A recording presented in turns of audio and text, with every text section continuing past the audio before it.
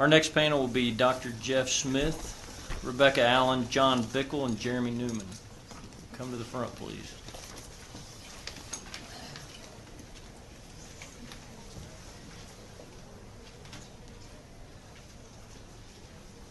Jeff Smith, Rebecca Allen, John Bickle, Jeremy Newman.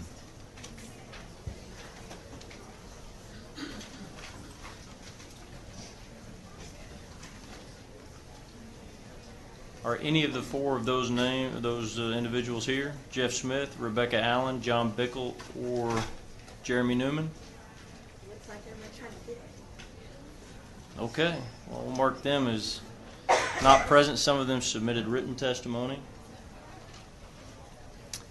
Trista Miller, Pastor Joseph Head, Erica Lee Carter,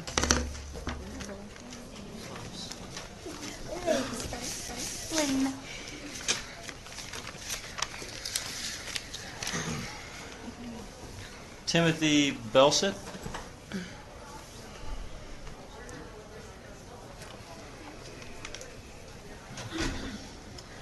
Oh, I know he's here. He was just right outside talking to someone.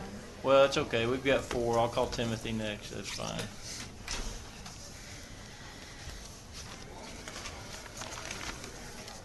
Trista Miller? Yes, sir. Okay. Good. Please state your name when you begin your testimony. My name is Trista Miller, and I'm here in several capacities today. I'd like to start off by saying thank you for the opportunity to address you guys and present my written testimony. The group that I am here to represent is Brave, along with Tyrone Obaseki, which you guys heard from earlier, and some other members of our group. My partner, Tyrone, and I, who founded Brave, are a pair of highly intelligent, educated, informed child welfare professionals who also happen to be former foster youth. Our years of educational, professional, and personal experiences are invaluable to the agency and the work they do with children. Even the state of Texas thought so when they employed both of us, even though we both left when we found out that CPS isn't really the place to change foster care or outcomes for young people. It is going to take much more than just CPS or even HHSC to do all of the things that are required to help kids. It's going to take the legislature, the community, our faith-based communities, our educational system, and even the families that we work with to really make the kinds of changes that are so desperately needed for the kids in state's care. The testimonies that you heard today were very emotional from other former foster youth, but please know that we are fueled by our experiences. We are not blinded by them. The youth that we had brought with us have the kind of experiences that are the most valuable because there is no place on earth that those can be taught. They can only be lived through. Here at Brave, we understand program development, service delivery, single source continuums, predictive analytics, and even foster care redesign thanks to the college education provided by the state of Texas. However, even with our college education and combined experience of over 20 years of only professional experience, we continue to be astounded that while some limited progress has been made, the vast majority of the issues that we faced while in care and transitioning are the same issues that young people are experiencing today. If you heard the testimonies from earlier, some of those young people have recently aged out of care, while Tyrone, like myself, is almost 30 years old. They are the same experiences, only years and years apart. Our written testimonies include recommendations and solutions that we believe would make immediate improvements to the system for young people aging out, such as asking the department to work with DPS to develop a waiver program for IDs and to work with the Department of Vital Statistics for a waiver program for young people to get IDs and birth certificates, which is one of the biggest hindrances to employment, housing, and other things that young people need when they leave care. Other solutions that we have proposed are longer-term solutions that will force everybody to kind of hold themselves and each other accountable, but are the kind of solutions that we truly believe will lead to the kinds of changes, improvements to the foster care system, and improvements to outcomes for young people, my brothers and sisters coming out of care, that are so desperately needed.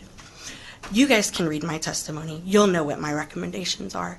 The last thing that I want to say is that in 2007, when the Sunset Commission overhauled TYC and TJPC, many of my friends had been in those systems, and we were astounded, amazed, and it was the topic of conversation for months, that the state would come and actually care about us enough to say that those abuses were unacceptable, that children could not sleep in hotels, and that something had to happen immediately. You guys are the most powerful people in Texas to address these issues, and we beg you to do so today. Thank you, Ms. Miller. Appreciate your testimony. Pastor Head. Yes, I'm Pastor Joseph Head. I'm the pastor of the Kingdom of God Ministries. I'm a youth advocate for foster care and youth. I'm also representing foster leaders, exhibiting foster care talents and gifts. I am what they called CPS's worst nightmare. And you probably say that because everything that they expected and they thought would happen to me failed. Because my mother abandoned me. I was a project child. They abandoned me at the Dallas Life Foundation. They shifted me to D.C. I was adopted by a family in New York City. I've been put in many orphanages, emergency centers, all during my childhood. I lost 2 foster mothers tragically. I had a couple of friends and family brutally murdered. I was an ex-gang member.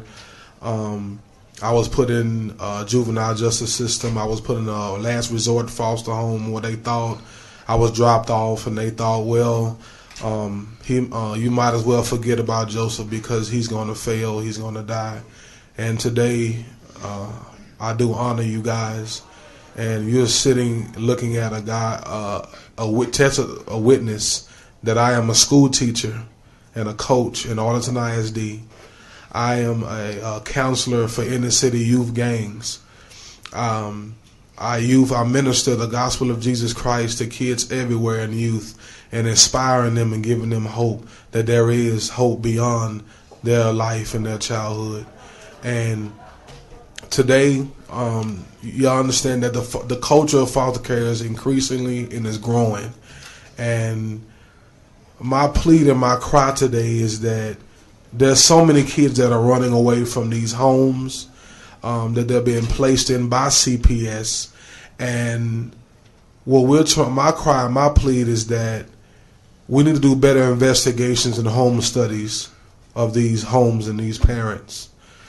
And some of these kids are being provoked to leave because the parents understand that if I can get rid of this child, I can replace them with another kid that can give me income.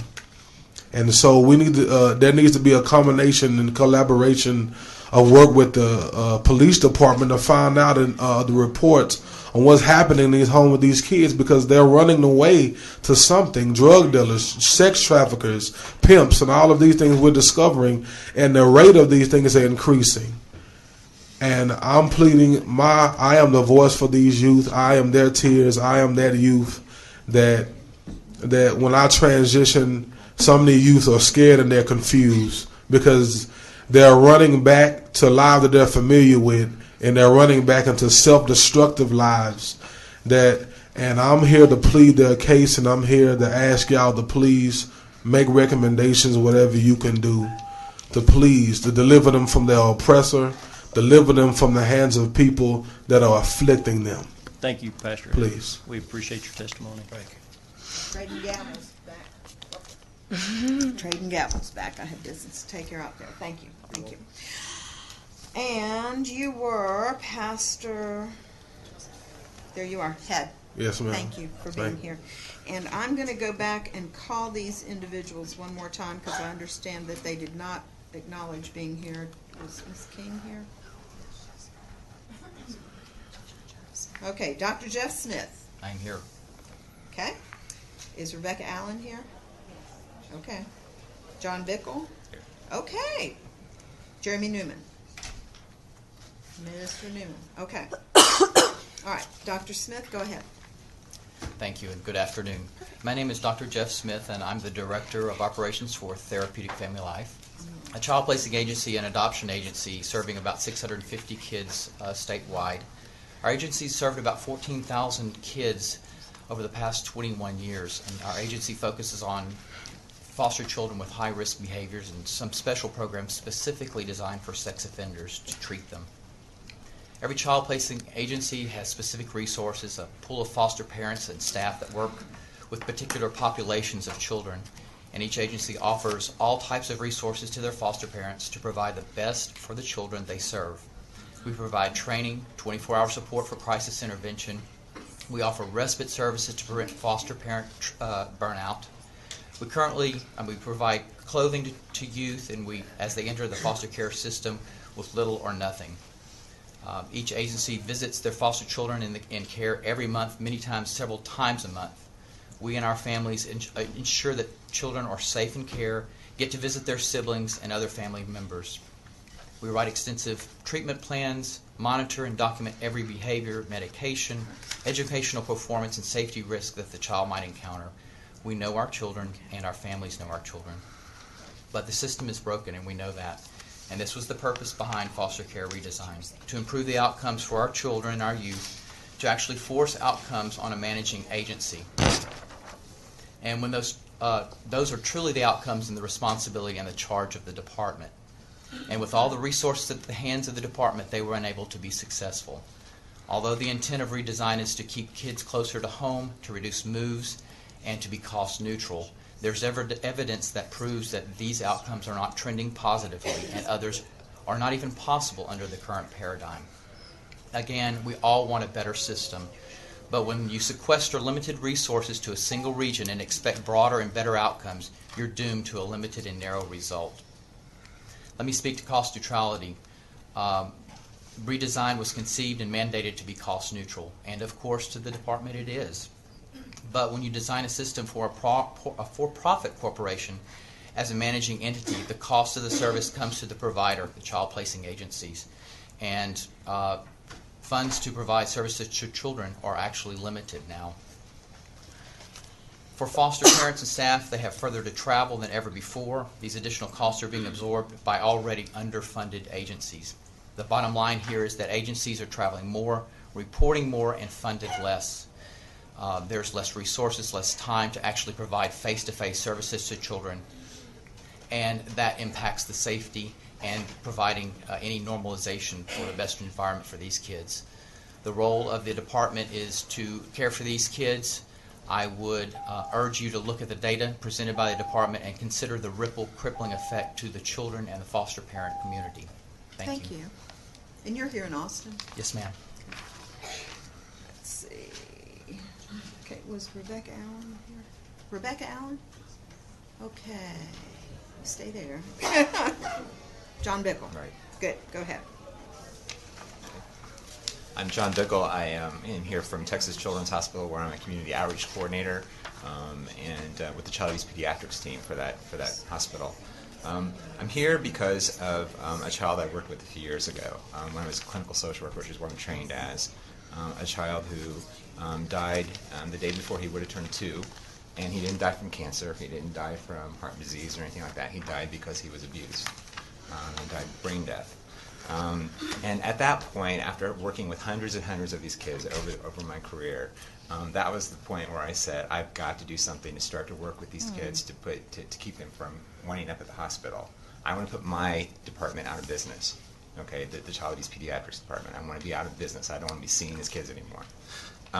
What we know as a thing, and working with a team at the medical center in Texas Children's Hospital, Memorial Hermann, the University of Texas, Baylor College of Medicine, working together now. We're trying to form a coalition to start to address these issues, for the prevention issues in our community, and we're really hoping that the Department of Family and Protective Services, which was brought up in the Sunset Report, is going to be able to work with us on this. We really want to work with them on this. Nationally, every year, we spend about $124 billion for caring for people who have been abused at some point during their life, which is an incredible amount of money that we can be using on lots of other things. Child abuse on what happens in a family is something that happens from, it's a conscious decision or a decision by a parent to do something or not to do something for that child. What we want to work with, and the other thing that we've known and that I've seen over time and time again, and the research shows this, is that any of us can abuse a child, which is what is the scary part about it. There aren't just specific people or certain people who are bad people who do this. It's good people that do this. Good people make mistakes, and they harm children. what we want to do is we want to make sure that the Department of Family and Protective Services is able to work with us, work with other community providers that are working to tackle this problem to get these services out there, services like mental health for caretakers, parenting and mentoring that's actually evidence-based. Not just that they attend 4 classes and they're done, but that it shows that there's a program and that they follow the program and that it has actually outcomes that are measurable. Education on child development. Parents expecting 13-month-olds to be potty trained, and the frustration that results of that is something that we see that's a big cause of child maltreatment. Substance abuse, intimate partner violence. All these issues are issues that we can tackle, that we can handle, and that we can do in Texas. We're Texans, so we can do this. I really urge the legislature to continue to push the Department of Family and Protective Services for prevention efforts so that I can find a new job. Thanks. Love your theme. Thanks. We have, last session I made, or was that session before last, coffee mugs for my entire Health and Human Services Committee staff that said prevention is the solution. Absolutely. So, thank you Thank to you. this panel. Thank you very much. And now, Rebecca Allen, Jeremy Newman, Erica Carter, Timothy Belseth, and they will be followed by Bruce Kendrick, Jim Black, Reverend T.R. Allen, and Carrie Wilcoxon. Miss Allen. Good afternoon. Go ahead. And thank you for this opportunity. My name is Rebecca Allen, and I represent the Texas Association of Child Placing Agencies. Our membership is a group of providers who, within their communities, bring in resources such as families to provide foster care, funds to supplement what the state provides us, and basically teaching about foster care, child abuse and neglect, and helping educate our constituents. Before I go any further, I would like to publicly thank Amy Tripp from the Sunset Commission because she was so attentive to hearing our concerns and spent so much time talking to me. And so I just want to say That is publicly very nice. Thank that I you. appreciate her. Also publicly, I would like to thank Dr. Schwertner and his staff, particularly Leah Alexander and Nelson Jaron, who also listened so intently and were so well versed in the issues. And so thank you so much for your help. Our association would like to weigh in on issue number 3, which is concerning foster care redesign. This recontracting model was intended to ensure better outcomes for children, to keep kids close to home, keep siblings together, to achieve permanency quicker. At this time, there is no data to support improved outcomes on those issues. Nor are we seeing a paradigm shift in how service delivery is actually changing. We do not believe it is wise to continue this project until we can see how this model actually benefits children and maintains ongoing services that they need. Agencies provide a number of services to children in addition to the pass-through rate that we give our foster parents. And Jeff Smith pointed out some of those things a while ago, to include recreational activities, clothing vouchers for children when they first come into care, when they don't have any clothing, back-to-school clothing and supplies, camps, summer camps, Christmas parties and gifts, respite care to our foster parents, wraparound services to our families so that they can keep children in care without them breaking down and having to go into many different placements, particularly case management services where our folks are going into those homes multiple times a month. And so we want to thank you for looking at this issue. Thank you, Miss Allen. Jeremy Newman. Jeremy Newman. Is Jeremy Newman out there? Okay. Let's see. Bear with me. Erica Carter. Go ahead. Good afternoon. My name is Erica Lee Carter. I'm the Texas manager for the National Office of Nurse-Family Partnership. I'd like to sincerely thank you, Senator Nelson, for sponsoring the legislation to expand our evidence-based home visitation model in this great state. We're here to provide comments against the recommendations 6.2 and 6.3, moving NFP and the Texas Home Visitation Program to DFPS. We want to emphasize that a nurse-family partnership is a multifaceted prevention model with 35 years of evidence, but it also focuses on strengthening families. We don't just focus on the negative things. Of course, we want to prevent child abuse and neglect, but we want to also build on the strengths of our first-time moms that we initially serve. Our three primary outcomes are improving pregnancy outcomes, and in Texas, 91% of our families that have their children are born at a healthy weight and are on term, which is really important to the long-term success of that family and child. I'm also here on behalf of our 150 nurses that are not state employees but are working through nonprofits, hospital systems, public health clinics, and federally qualified health centers, and they're working with families across the state. Our second primary goal is improving the child health and development. Our nurses do screenings. They check for mental health issues, addiction, and also the child's development, and they partner with other organizations if the child is developmentally delayed. And our third primary outcome that we work with families is economic self-sufficiency. I was at a family celebration last night in Lubbock, and they serve 8 surrounding counties as well, and they asked how many of you in these families are still in school, going past high school, or working, contributing to the Texas economy, and nearly the entire room stood up. So we look at the holistic status of the family so that they can remain strong. Lastly, I want to emphasize that our program uses highly trained bachelor-prepared nurses. We operate in 43 states. Our model has been requested by many states as a strong preventative model. And we are under the umbrella of the Health Commission or Public Health Agency in the majority of those states. And we feel we're best suited there. We focus on the medical home, well child visits. We focus on making sure the children receive their immunizations, Texas steps. And we want to stay as closely connected to the Health and Human Services Commission, who has helped manage and operate the program with fidelity in this great state since 2008, where we spread broadly. We do collaborate with CPS. Our nurses do make reports. They try to provide the stability for the family as needed. And if a child is placed with a relative when they're within our program, we will see that grandmother or that aunt and help them with the child and in partnership.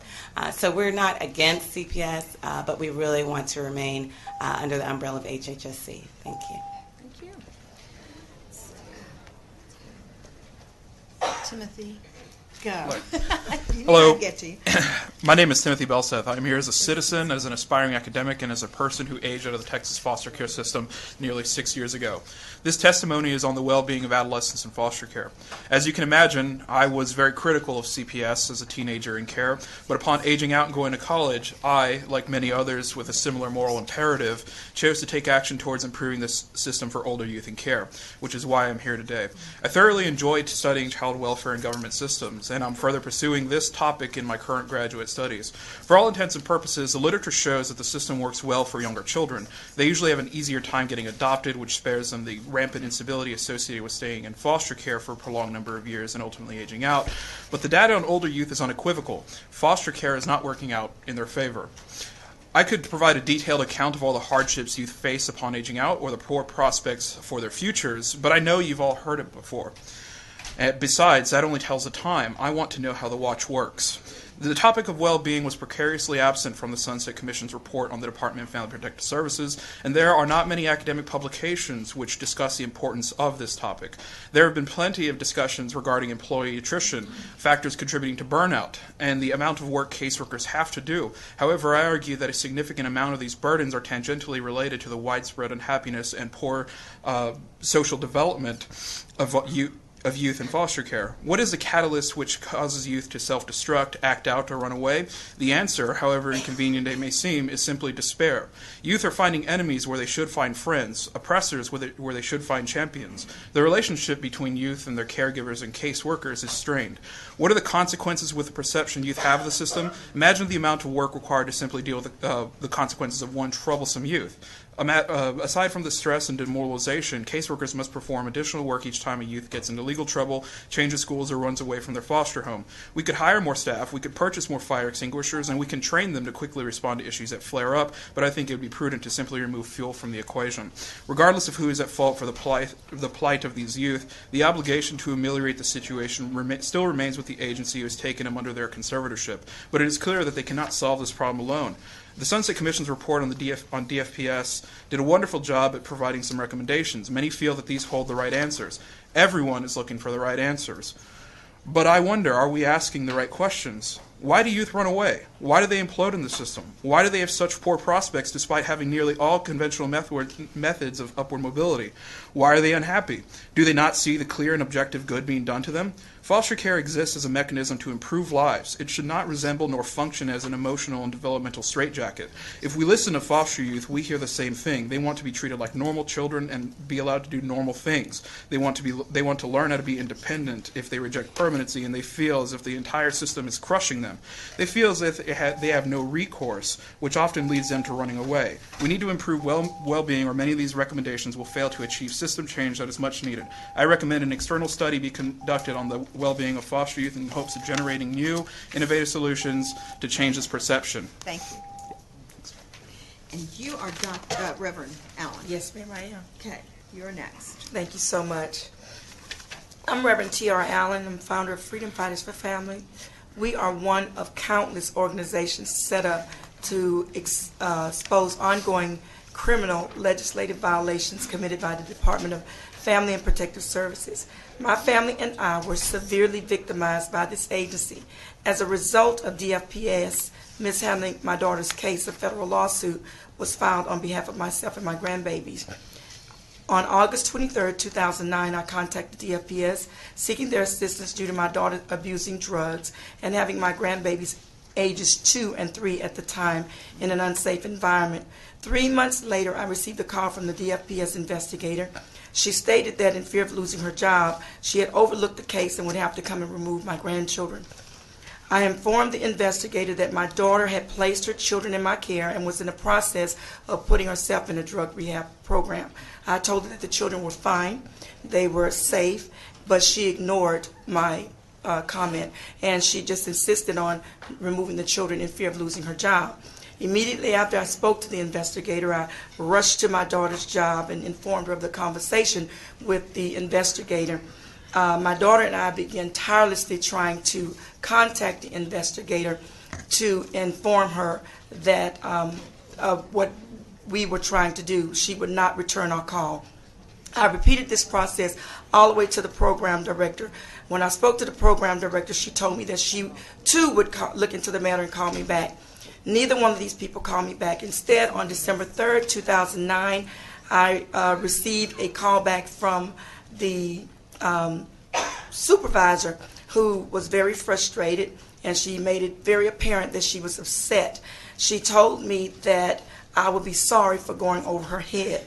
At this time, I was shocked and I was frantic by her threat. I pretended that I had another call, and I asked her to hold on the line while I called a friend of mine and asked her to witness the conversation between myself and this supervisor. I switched over to the supervisor. She continued venting on how outraged she was that I went over her head to the program director. I tried to explain to her that that wasn't my intent. My intent was to just try to get in touch with somebody and let them know what we were doing. Her last words to me before she hung up again, that I would be sorry for going over her head. Anyway, on December 4th, the CPS investigator burst into my home, and she violated a federal court order and removed my grandchildren from my care while they were placed into my care by my daughter. And the result, because of the time, the result of them removing my grandchildren, ages 2 at the time, my 3-year-old grandson was placed on numerous psychotropic medications. And after that, after a costly and indescribable fight against this agency, a federal lawsuit was filed. Reverend And Allen, thank you.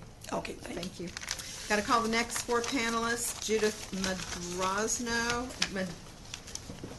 Madrazo, Bruce Kendrick, Jim Black, Carrie Wilcoxon. They will be followed by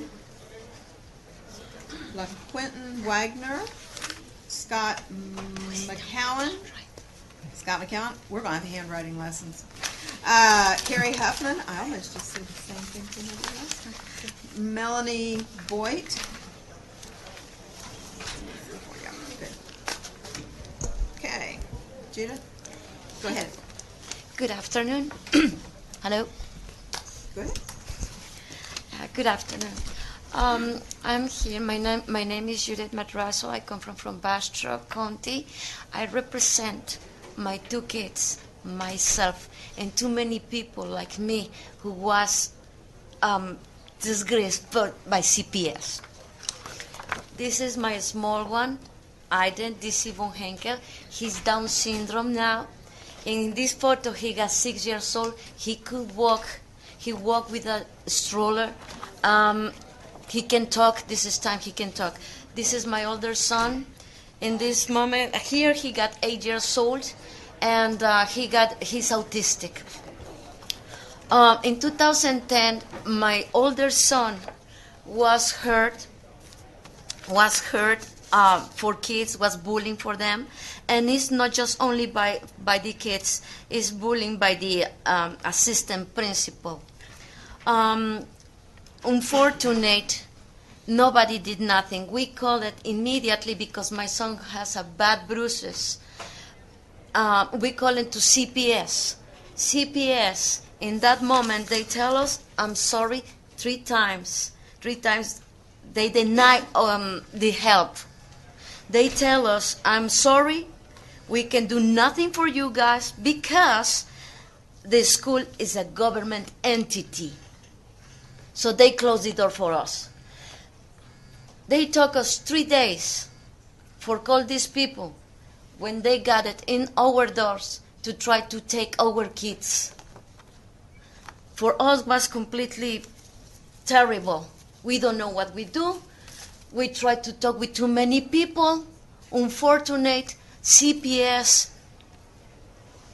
I don't know if it's in everybody on all this in all Texas, but CPS in Bastrop County does not work for parents. My question is, why CPS work for the government and not work for us like a parents? My small one was restrained with no reason. He was 6 years old. We don't have any answer. We got 2 cases in federal court now. So my advice for CPS, try to give us the truth. Let us believe again in CPS, because I don't believe it in CPS. Too many people don't believe in CPS. Please help us. Help us. You are representative for us. Help us. Thank you for your testimony. Appreciate. But audience participation is not permitted. It's against our rules. So, thank you. Appreciate. Yeah. Kendrick? Yeah. Mr. Kendrick. I'm Kendrick. Well, you go ahead, and then we'll take you. Okay. Yeah, my name is Bruce Kendrick. I'm the executive director of Embrace Texas, which is a church-based nonprofit organization serving at-risk foster and adopted children and their families, as well as equipping churches across the state to reclaim the care of these kids and their communities according to the biblical mandates that we find in Scripture. I'm also the president of the Collin County Child Protective Services Board, or Child Welfare Board, the facilitator of the Region 3, which is Dallas-Fort Worth area CPS Recruitment Collaborative, and a former foster parent of more than a decade, and currently a parent of 5 adopted children, along with 4 biological children. Oh, wow. So, with that being said, well, I've not personally experienced the level of incompetence and, in some cases, outright criminal behavior that's been testified to today by caseworkers across the board. I have witnessed a low level of quality, training, and retention, coupled by a high level of policy, caseloads, and turnover for our caseworkers. As has been mentioned, CPS attracts people who want to care for children, along with people who maybe are a little bit more indifferent about actually caring for children, but just are seeking employment. And in both of these cases, some people are quality workers and others are not. What most often occurs, in my experience in working with CPAs and my experience working with CPS, what most often occurs is the best quality workers are recruited away from CPS by private CPAs, nonprofits, and other social justice arenas, and they gladly leave for better work environments, pay, and caseload ratios. This leaves the tenured best of the lowest level workers at the supervisor, county, regional, and state levels of management level to lead and exemplify the future of new caseworkers. So as you're hearing this, imagine following the lead of someone who you wouldn't follow, that you would watch them work and then just kind of go, gosh, this is not some place I want to stay, or somebody whose shoes I want to fill someday. For my relationships with former and existing CPS caseworkers and supervisors, the training and education provided to new staff, known as the Academy, is as ineffective in preparing new staff as the PRIDE training is for preparing new foster and adoptive families. It takes months, sometimes years, to develop a high-level caseworker, and CPS is losing those who have that potential or gain that level of work within the first year. As has also been mentioned, foster care redesign maintains dual case responsibility. So caseworker quality and retention aren't solved by passing foster care placement and foster home management on to private CPAs. In fact, it is encouraging CPS staff to seek employment elsewhere as the state swings towards privatization, which will again leave the lowest level quality workers at CPS for those who the SSCCs or private CPAs don't want to hire. Certainly there's more to say, and certainly the issues are complex. But in conclusion, my recommendations include pay by performance or bonus by performance in order to hold on to the best workers, loan repayment forgiveness programs, an update and review of the training process for new staff, and an even more intensive review of staff at the management level so that performance reviews are no longer satisfied with a grade of meets expectations, but exceeds expectations. Thank you. Mr. Black? Yes. My name's Jim Black. I'm the founder of Angel Eyes Over Texas. I'm here today to speak on a few issues. I'd like to thank Kirk Huffman for passing on a few of our ideas that were found in new issues 20 through 24. And one of our primary concerns is number 21, the addition of a third-party ombudsman.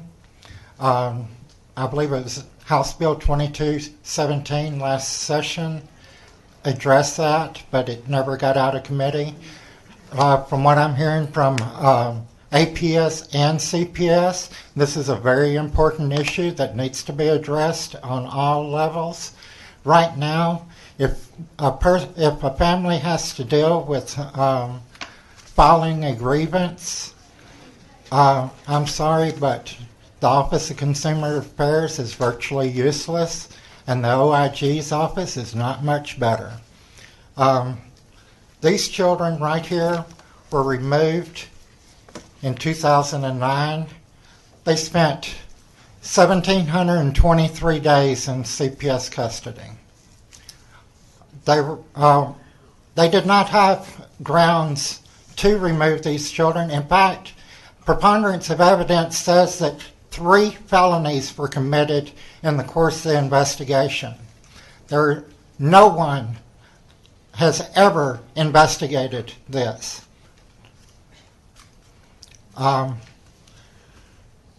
Reunification was addressed in the basic self-evaluation that came out in September to this commission. It did not make it into the staff report. Reunification, according to the handbook, and Angel Eyes Over Texas, our website, we track all changes to the CPS handbook monthly.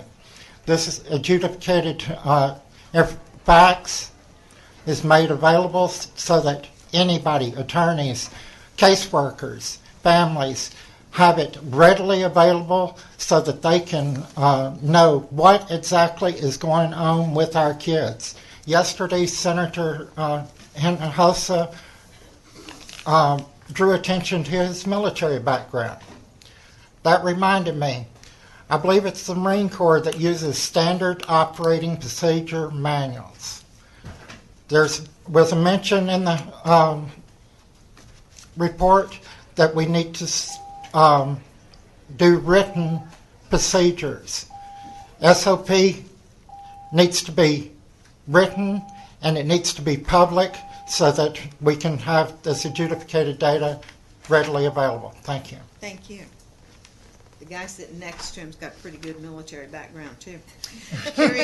Carrie? Oh, don't go there. Don't go there. We're Air Force, right? Carrie, go ahead. Yes. Hello. Good afternoon. It's been a long day. Oh, it's going to get a lot longer. I know. I saw the. So I had a speech prepared, but I've been sitting here all day long. By the way, my name is Carrie Wilcox, and I'm a former DFPS night investigator. Ooh. I worked within a specialized unit that handled some of the most difficult and challenging cases for the department, to include child death cases. And I have spent the last 5 years involved in reform efforts, working with state officials, families, and I am now an advocate and consultant for families and attorneys that find themselves involved with CPS. So we know there's a problem.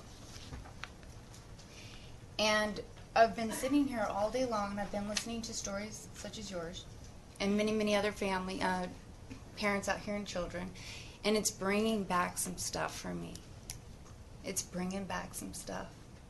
I am here to tell you that what you are hearing is correct. There is a problem. We know there's a problem.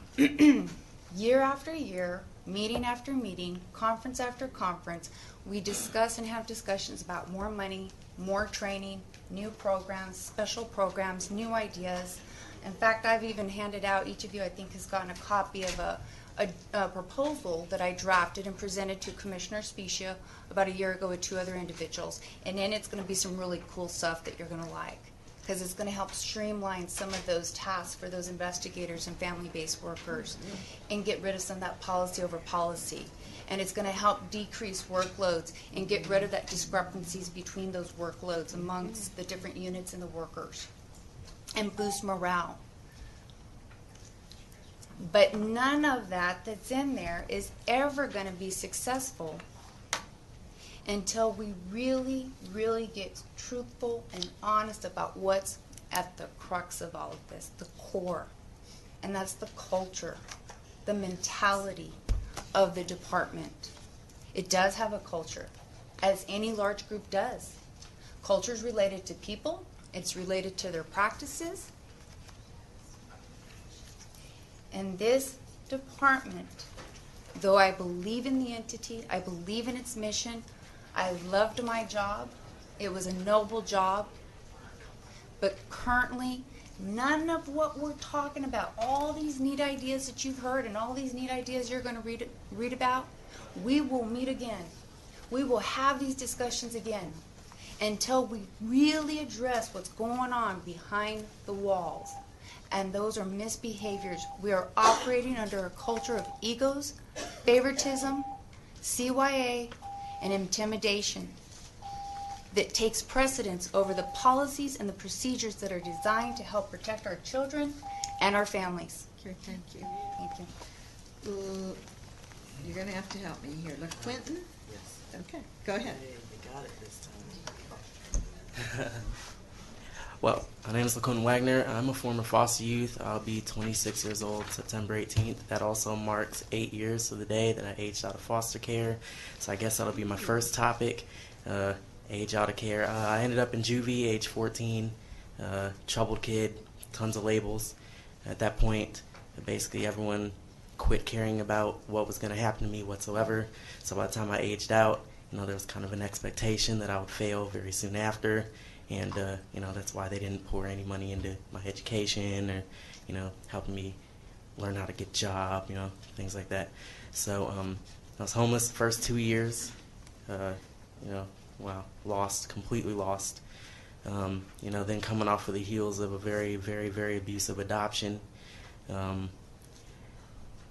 how am I going to say this?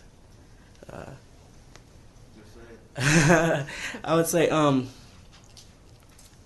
the family that got up here and spoke about the abuse that, the boys and stuff had gone through, it really hit home for me because, I was in that situation myself in quite a number of different homes and, group homes and stuff. And not only was nothing done for me in that instance, but when I started to make, because I didn't fully make, thank God I didn't, the transition to, becoming, what you would call an abuser, there was no help there either. And there's a big issue when you don't have the preventative care for the ones who have already gone through the abuse. And then you have the new kids coming in who are subjected to, the abuse from the people who have been abused. And then the kids get punished who are doing the abusing when, it really isn't their fault that they're doing it to begin with. And it's just not, it needs to change. It really does. I think the last issue that I really want to speak about is the general lack of caring there seems to be for the youth that are in foster care, the stigma. And, got to remember before these kids are brought into care, they're just normal, regular kids that are in our society. So why shouldn't they be able to keep that, that mindset and that stigma? These are our kids as a community, and we should be treating them like they are our kids. We're a community, and we should be looking out for each other. That's about all I have to say. Good. Thank you. Thank you to this panel. The next panel will be Scott McCowan, Carrie Huffman,